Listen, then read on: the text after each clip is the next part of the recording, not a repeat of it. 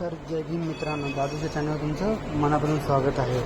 तर आज पेट्रोलचा जो रेट चाललेला आहे तो आहे 111 रुपये पॉईंट 37 पैसे। तर भावांनो, जर असाच पेट्रोलचा रेट जर वाढत गेला ना तर ह्या रोडवरती आपल्या सामान्य माणसाच्या गाड्या दिसणारच नाही आपल्याला। फक्त दिसतील ते दिसतील, फक्त त्या पैसेवाल्यांच्या गाड्या दिसतील। आपण करायचं काय एवढा जर रेट वाढायला लागला तर? भावानं थोडा तरी विचार करा। बघा, पारेचा तर आलाय गाडी घेऊन, आपली पेट्रोल भरायला आलाय। तर बघू शकता पेट्रोल भावाने सुरुवात केली टाकायला। तुम्ही बघू शकता, झूम करून माझ्या पेट्रोल पंपावरती बघू शकता, माझ्या व्हिडिओमध्ये झूम करून बघू शकता तुम्ही की किती रेट वाढला आहे। तो फारच चेक करतो की बरोबर पेट्रोल आहे का नाही। चाललो आहे आता पेट्रोल टाकून आम्ही घरी चाललो आहे। रात्रीचे आता 10:30 वाजलेले आहेत। बघू आता पुढे आता काय होतं ते।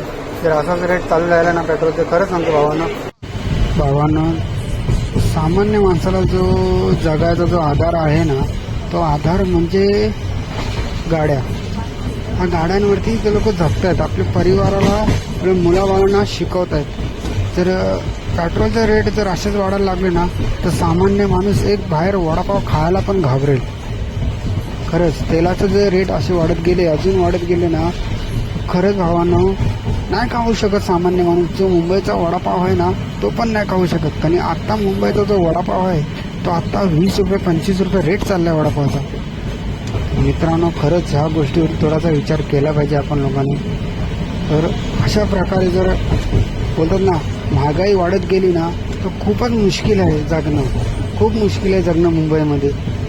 सर्वांनी मला असं वाटतं भावांनो की जर पेट्रोलचे जर रेट हे लोक वाढत आहेत ना तर त्याच्यामध्ये थोडा तरी पहिला विचार हा करावा ह्यांनी की बाबा सामान्य माणूस कसा जगेल। पेट्रोलचं नाही कुठल्याच गोष्टीमध्ये, सर्वच गोष्टीमध्ये असं नाही, पेट्रोलचं सर्व गोष्टीमध्ये तुम्ही रेट वाढवतो ना, थोडाफार सामान्य माणसाचा विचार करा। कारण सामान्य माणसाचा पगार खूपच कमी आहे, त्याची फॅमिलीला बघायला। तुम्हाला जर माझं बोलणं पटत असेल तर यस म्हणून पाठवा कमेंट बॉक्समध्ये, नाही तर नो करा। ओके मित्रांनो, चला बाय। नेक्स्ट व्हिडिओमध्ये आपण भेटूया। जय भीम।